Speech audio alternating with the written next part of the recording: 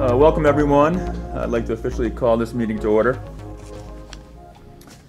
The purpose of today's meeting is to put the amendment of bylaws proposed by the Board of Directors as originally announced and a notice of bylaw amendment distributed to CEOs of member credit unions on September 13th of this year. We've had several live broadcasts and other supporting information that have gone out since then. As a quick reminder, when participating in today's meeting, please state your name and your credit union's name. I'd like to introduce the board members today. With us via telephone is Jeff Morse, River Valley Credit Union. The following participant has entered the conference. Lori Gormley, PMH Credit Union, Bennington, Vermont, one participant. In the room with us today is Bob Morgan, North Country Federal Credit Union. Jim St. Peter, New England Federal Credit Union. Susan Posabut, Granite Hills Credit Union. Sue Bess, Government Employees Credit Union. Bernie Isabel is unable to attend today. And of course, my name is Sean Gammon with members of Vantage Community Credit Union. I'd like to appoint Richard Brock as parliamentarian for today's meeting. Thank you, Mr. Chairman. And I'd also like to note that with him today is Thomas Brock. I'd also like to note that Joe Bergeron, president of the association, and Brian Kent, vice president, is with us today. And I'd like to appoint Brian Kent as recording secretary. Also with us is Todd Burgess from our accounting firm. Since we're conducting this meeting telephonically, we'll determine the required quorum of 10 member credit unions by conducting a verbal roll call. As each member credit union is named, we ask an authorized representative of the credit union to verbally indicate their presence. I'll ask Board Secretary Susan Bess to conduct this roll call. Thank you, Sean. All I ask is, as I call the credit union name, if you can identify yourself so that we can add you to our list. Bennington E&E Credit Union. Central Vermont Medical Center Credit Union. Covered Bridge Credit Union. Credit Union of Vermont. Granite Hills Credit Union. Yes, Scott Wheeler is here. Green Mountain Credit Union. Heritage Family Federal Credit Union. Matt Lewandowski is here. Members First Credit Union.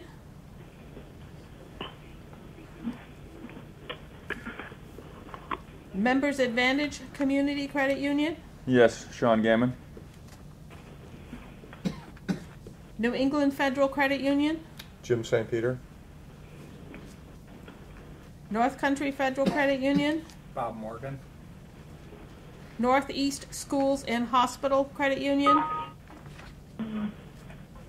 One Credit Union. Jerry Cross, present. Opportunities Credit Union. Orlex Government Employees Credit Union. PMH Credit Union. Lori Gormley, here. River Valley Credit Union. Jeff Morse here. Rutland County. The following participant has entered the conference. Salt Lake, Green Mountain Credit Union, just myself. Bob, we're Good morning, doing everyone. Sorry I'm late. Yeah, we're doing a roll call. We announced your name already, so we'll record you as being in attendance. Thank you, Jim. Proceed. Rutland County Teachers and Municipal. St. Patrick's Parish. Vermont Federal. Yes, Jean Guyard. Vermont State Employees. Steve Fote. Vermont VA. Sandy White. White River Credit Union, Windsor County South. Okay, I'm going to repeat just calling the names of those that did not respond the first time to see if, in case somebody has joined. Bennington, Central Vermont Medical Center, Covered Bridge, Credit Union of Vermont, Members First,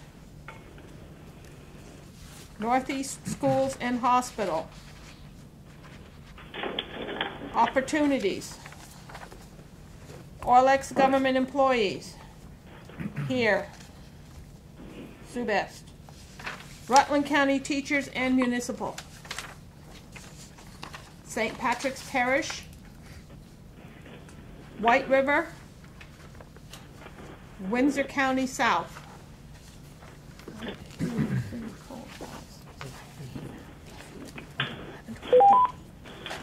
Okay, The Mr. following Chairman. participant has entered the conference.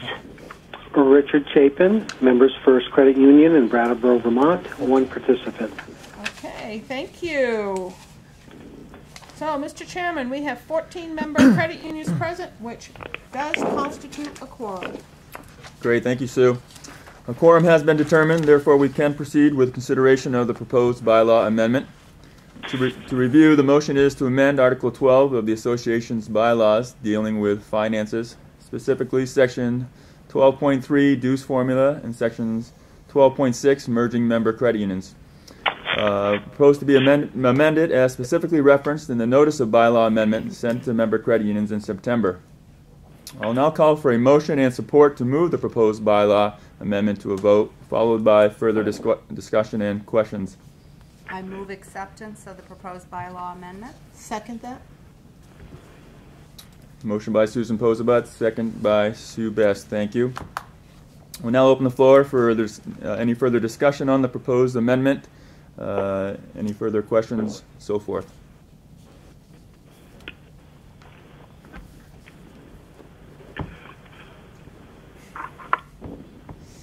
We haven't anticipated any further discussion or questions as we've had multiple informational sessions, but we'll give just one more minute here in case there are any further questions or discussion items.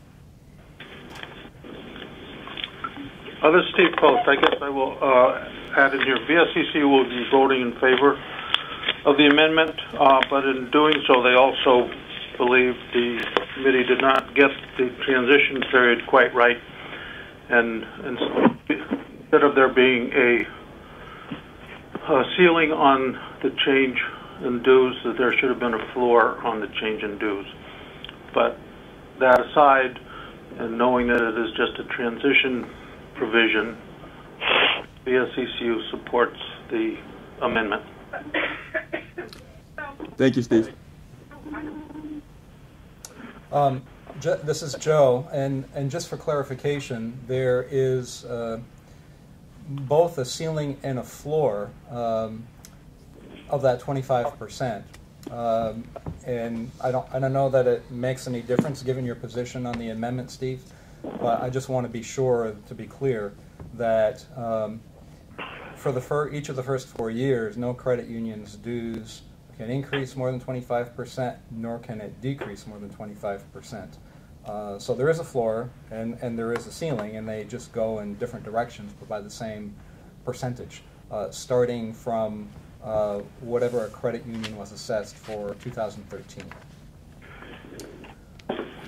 Thank you.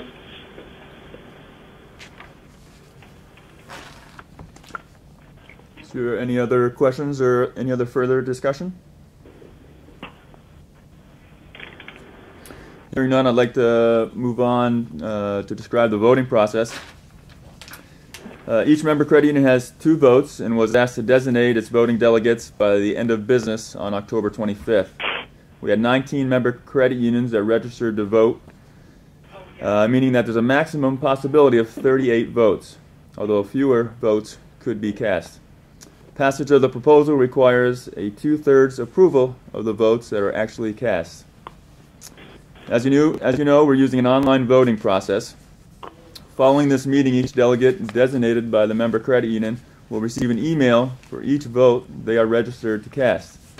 Each email will contain a confidential, personalized code used to access the online ballot. Once a vote is cast, it cannot be changed. Delegates casting 2 votes for their credit union will receive 2 separate emails to cast their 2 separate votes. The online voting system being used is secure and confidential, and in no way records what vote is being cast by what delegate, only whether a particular delegate has utilized their code to cast their vote.